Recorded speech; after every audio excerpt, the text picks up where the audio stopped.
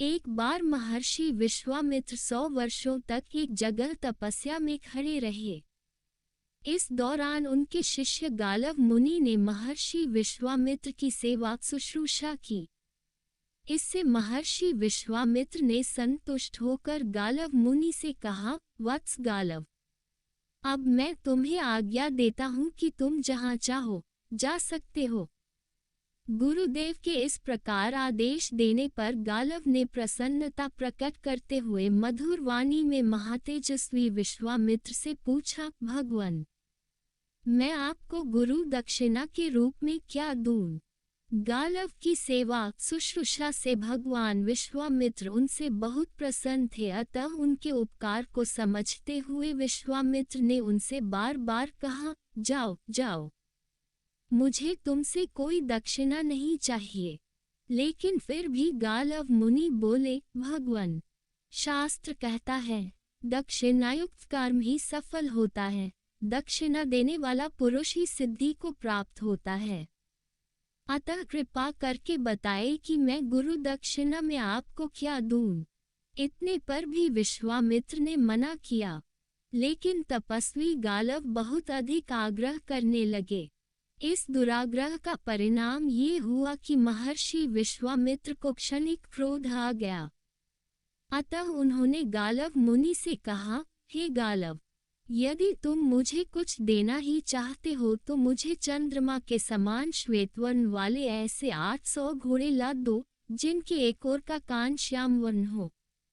विश्वामित्र की दक्षिणा सुनकर गालव मुनि का चेहरा उतर गया, लेकिन फिर भी यथायोग्य समय लेकर वह श्यामवर्ण कर्ण वाले श्वेत घोड़ों की तलाश में निकल गए। घोड़ों की चिंता में गालव मुनि का सुख चैन सब जाता रहा और वह सुख कर कांटा हो गए। घोड़ों के लिए धन की चिंता में डूबे गालव मुनि अपने जीवन को निरर्थक जानकर नष्ट करने की सोचने लगे। तभी उन्हें परमप्रभु भगवान विष्णु का ध्यान आया। सच्चे हृदय से गालव मुनि ने अपनी समस्या भगवान विष्णु से कही तो प्रभु ने गालव की मदद के लिए अपने वाहन गरुड़ को भेजा।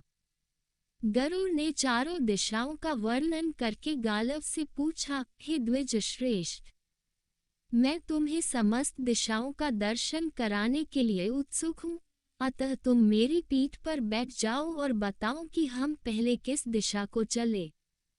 गरुड़ की पीठ पर बैठकर गालव ने कहा, हे गरुड़, तुम मुझे पूर्व दिशा की ओर ले चलो, जहाँ धर्म के नेत्र स्वरूप सूर्य और चंद्रमा प्रकाशित होते हैं तथा जहाँ तुमने देवताओं का सानिध्य बताया है। गरुड़ ने उड़ान भरी और गालव मुनि भय से व्याकुल हो उठे और बोले, हे गरुड़, अपनी गति को थोड़ा धीरे करो, कहीं ऐसा न हो तो तुमसे ब्रह्महत्या हो जाए। मुझे न तो तुम्हारा शरीर दिखाई दे रहा है न ही अपना, सब और अंधकार ही अंधकार है। इस तरह बातचीत करते करते गालव मुनि ने विश्वामित्र द्वारा मांगी गई दुर्लभ दक्षिणा और उसके लिए अपनी चिंता के विषय में गरुड़ को कहा। इतने में वह समुद्र तट के निकट ऋषभ नामक पर्वत पर पहुंचे गए। ऋषभ पर्वत पर उन्हें एक तपस्विनी मिली जिसका नाम शांडिली था। शांडिली ने उन दोनों को कुछ खाने को दिया और उसके बाद वो सो गए। जब जागे तो गरुड़ के पंख गायब थे। गरुड़ को ऐसे देखकर गालव मुनि बोले, स्खे, तुमने जरूर कुछ गलत सोचा होगा। तो गरुड़ कहने लगे, मैंने तो बस इतना ही विचार किया था कि इस तपस्विनी को मुझे ब्रह्मा, विष्णु और महेश के लोक में छोड़ देना चाहिए। फिर भी है देवी, यदि मैंने अपने चंचल मन से आपका कुछ अप्रिय सोचा तो मुझे क्षमा करें। ये सुनकर तपस्विनी संतुष्ट हो गई और बोली, वत्स, तुमने मेरी निंदा की है, मैं निंदा सहन नहीं करती। जो पापी मेरी निंदा करेगा पुण्य लोकों से तत्काल भ्रष्ट हो जाएगा। अतः आज से तुम्हें मेरी ही नहीं बल्कि किसी भी स्त्री की निंदा नहीं करनी चाहिए। ये कहकर तपस्विनी ने गरुड़ को उसके शक्तिशाली पंख वापस लौटा दिए। तत्पश्चात तपस्विनी की आज्ञा लेकर वह दोनों अपने अभीष्ट स्थान की ओर चल दिए। विश्वामित्र को दी गई प्रतिज्ञा को लेकर गालव ऋषि बड़े चिंतित थे। तभी पक्षीराज गरुड़ ने कहा, गालव, श्वेतवर्ण और श्याम कर्ण घोड़े हमें तभी मिल सकते हैं जब हमारे पास धन हो। अतः मेरी राय में हमें किसी राजा के पास जाकर धन की याचना करनी चाहिए। चंद्रवंश में उत्पन्न एक राजा मेरे मित्र है, जो महाराज नहुष के पुत्र है। वह मांगने पर तुम्हें निश्चय ही धन दे देंगे। इस तरह की बात सुनकर गालव ने गरुड़ को राजा ययाति के पास चलने को कहा। दोनों राजा ययाति के दरबार में पहुंचे। पक्षीराज गरुड़ बोले, हे नहुष नंदन, ये तपस्वी गालव मेरे मित्र हैं। ये 10,000 वर्षों तक महर्षि विश्वामित्र के शिष्य रहे हैं। इस तरह गरुड़ ने विश्वामित्र को दी गई प्रतिज्ञा और दक्षिणा की पूरी बात राजा ययाति को बताए और बोले, हे राजन, ऋषि गालव आपके दान के सुपात्र है और इनके हाथ में दिए गए दान से आपकी शोभा होगी। राजा ययाति का वैभव पहले ही सहस्त्रों यज्ञ, अनुष्ठान और दानादि करने के कारण क्षीण हो चुका था। अतः वह बोला, हे गरुड़, आप सूर्यवंश के दूसरे राजाओं को छोड़कर मेरे पास पधारे, अतः मेरा जन्म सफल हो गया। किंतु अब मैं उतना धनवान नहीं रहा जितना आप समझते हैं। इन दिनों मेरा वैभव क्षीण हो चुका है, अतः मैं आपकी इच्छा पूर्ण करने में असमर्थ हूँ। लेकिन फिर भी द्वार पर आए याचक को खाली हाथ लौटाकर अपने कुल को कलंकित नहीं करूँगा, जो आपका संपूर्ण कार्य संपादन करेगी। ये कहकर राजा ययाति ने अपनी सर्वांग सुंदर पुत्री माधवी को बुलाया। राजा ययाति बोला, यह मेरी पुत्री 4 राजकुलों की स्थापना करने वाली है।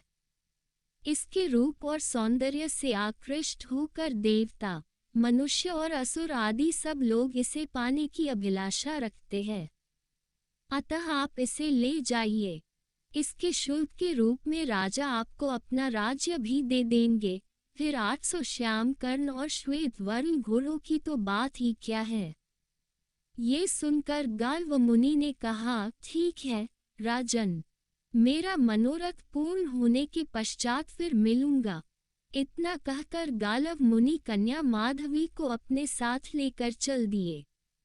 इसके पश्चात गरुड़ ने कहा, गालव, तुम्हें घोड़ों की प्राप्ति का साधन मिल गया है, अतः अब मैं अपने घर चलता हूँ।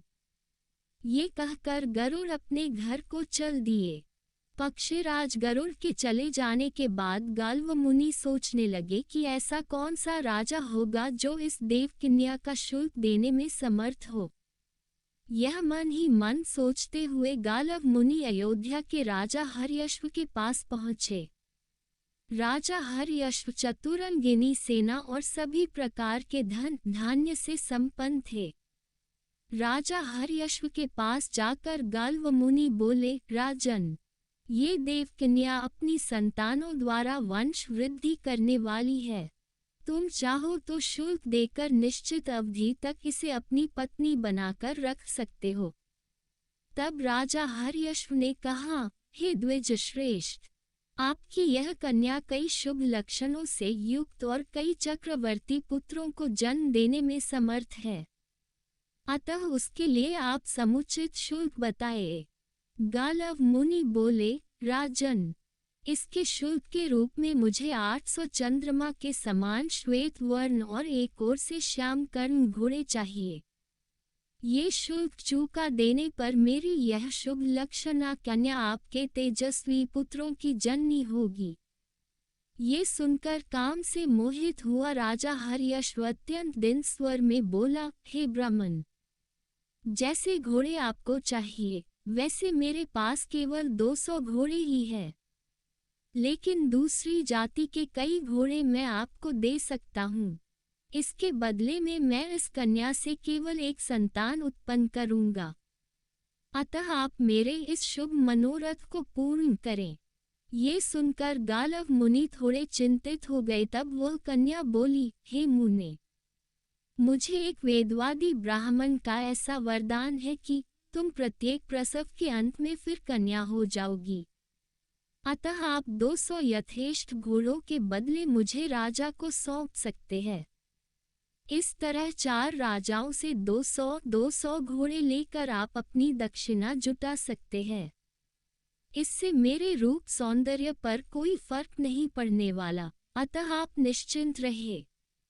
कन्या के ऐसा कहने पर गालव मुनि ने राजा हर्यश्व से कहा, हे राजन, आप यथेष्ट शुल्क का 1/4 भाग देकर इस कन्या को ग्रहण करें और इससे केवल एक ही संतान उत्पन्न करें। इस तरह उस कन्या ने राजा हर्यश्व के लिए एक पुत्र को जन्म दिया जो वसुमना नाम से विख्यात हुआ। नियत समय पर गालव मुनि वहां पहुंच गए और घोड़े अमानत के रूप में छोड़कर कन्या को लेकर राजा दिवोदास के पास पहुंचे। काशी नरेश राजा दिवोदास के समक्ष भी गालव मुनि ने शुल्क देकर देवकन्या से संतानोत्पत्ति का प्रस्ताव रखा।